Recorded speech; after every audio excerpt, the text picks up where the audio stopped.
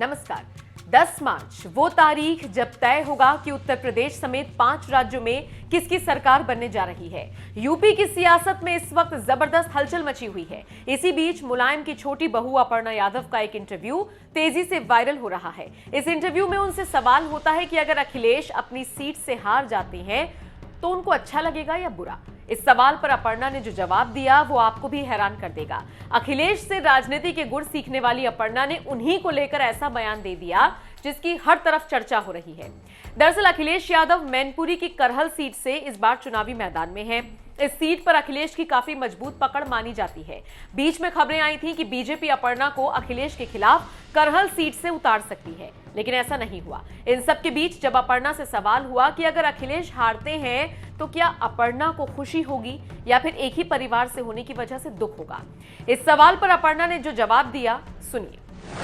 एक परिवार का होने के नाते मुझे ये अच्छा नहीं लगेगा, लेकिन एक पार्टी होने के नाते मुझे जरूर अच्छा लगेगा।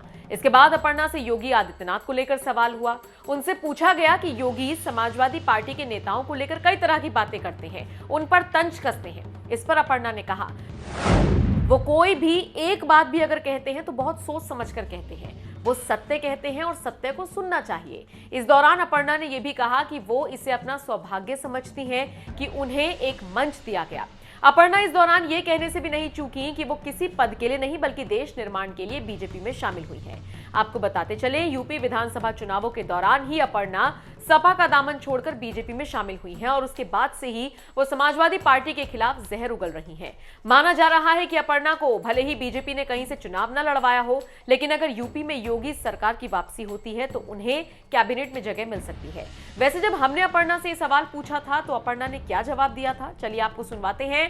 अपर्णा से जुड़ी इस खबर पर आपकी क्या राय है, कमेंट बॉक्स में हमें जरूर दीजिएगा। बीजेपी की वापसी होती है, योगी सरकार बनती है तो कैबिनेट मंत्री आपको बनाया जा सकता है, ये खबरें हैं। देखिए, अगर आशीर्वाद मिलेगा मेरे शीर्ष नेतृत्व का तो क्यों नहीं जिम्मेदारी उठाएंगे। बाकी सब कुछ मैं शीर्ष नेतृत्व पे छोड़ चुकी हूँ। वो उम्मीद राष्ट्र से बड़ी उम्मीद हो सकती है किसी भी युवा के लिए। आपके लिए कोई इरादा नहीं था कि मुझे भी किसी सीट से टिकट मिले?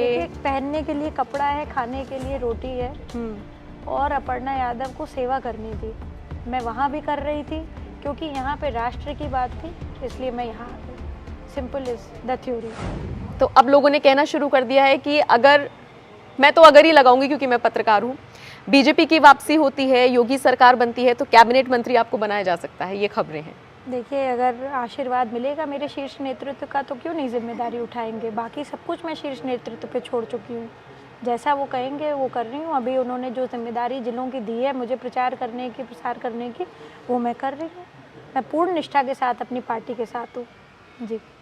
सपा में रहते हुए भी आप जनता की सेवा कर सकती थी, सिर्फ विचारधारा ही एक मकसद था या फिर एक होता है ना अपर्णा कि मैं भी कहीं जाऊंगी तो एक उम्मीद के साथ जाऊंगी, कोई भी जाएगा आगे स्विच करेगा एक उम्मीद के साथ करेगा।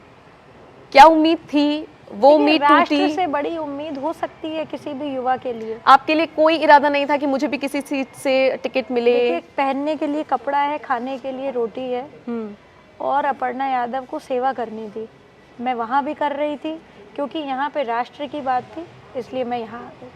Simple is the theory. अच्छा, एक विपक्ष का आरोप हमेशा रहता है बीजेपी पर, आपने बहुत बार सुना होगा। वो आरोप होता है कि बीजेपी ने इन 5 सालों में यूपी में कोई काम नहीं किया। लगता तो मोदी सरकार पर भी आरोप कि कुछ काम नहीं हुआ, सब प्राइवेटाइज कर दिया, मंदिर मस्जिद के ये मुद्दे रह गए हैं। तो उन लोगों को क्या जवाब देंगी? लोगों ने कहना शुरू कर दिया है कि पूछिएगा ये सवाल, बहुत सारे कमेंट सेक्शन में था कि रोजगार पर चुप है सरकार, कुछ नहीं है। 4.5 लाख युवाओं को नौकरी दी, किसने दी? योगी जी ने दी, योगी सरकार ने दी। आप बताइए, 6 एक्सप्रेसवे बनवाने का किसने काम किया? भारतीय जनता पार्टी ने, आदरणीय नरेंद्र मोदी जी और आदरणीय योगी आदित्यनाथ जी के उसमें हुआ। 6 एक्सप्रेसवे, नमामि गंगे तव पाद पंकज, तब कस्में खाते हैं गंगा की। नमामि गंगे जो हमारा प्लान है भारतीय जनता पार्टी का, चाहे वो रिवर क्लीनिंग पे हो, वो सारी चीज़ें हुई। और तीसरी बात, मैं सबसे इम्पॉर्टेंट बात कर रही हूँ, कोरोना जो फेज़ आया है, कोई और पार्टी अगर इस प्रदेश में होती संभाल नहीं पाते वो लोग, जिस तरह से मैनेजमेंट हुआ है कोरोना का। क्योंकि इट वाज पूरे, मतलब एक तरह से आप देखिए, चाहे राशन बांटने का काम हो सरकार का, देखिए उसमें स्वयंसेवी भी बहुत सारे लोग लगे थे, पर राशन बांटने का काम हो, लोगों से यहाँ से वहाँ पहुँचाने का काम हो, एक स्ट्रिक्ट व्यवस्था रखने का काम हो, एडमिनिस्ट्रेशन हो, ये सारी चीज़ें जो है योगी जी की सरकार में हुआ है। महिलाओं के लिए कितने अच्छे काम हुए हैं, चाहे वो केंद्रीय हो, चाहे उत्तर प्रदेश की जितनी भी व्यवस्थाएं हुई हैं, चाहे वो उज्ज्वला योजना के तहत हो, चाहे वो आपको डबल राशन मिलने का काम हो, चाहे आपको जो है जो शेरनी दल बने हैं अभी, आप ये बताइए ना, प्रधानमंत्री जी तो बार बार इस बात को कह रहे थे कि कोई भी व्यक्ति हम पे टिप्पणी करके देखे और हमारे कामों की लिस्ट उठा करके देखे, अपने आप फर्क साफ हो जाएगा। और मैं बताती हूँ, ये विपक्ष का आरोप हमेशा लगता रहा, जो आप कह रहे हैं मस्जिद और मंदिर वाली बात, राम मंदिर का जो इशू था, ये जब भी उठा तब सरकारें और औरों की थी, मगर बनाया किसने और बना कौन रहा है? ये राम मंदिर इस सरकार में बन रहा है, भारतीय जनता पार्टी के उसमें उसका फाउंडेशन स्टोन रखा गया है। ये एक बहुत ही गर्व और हर्ष का विषय है।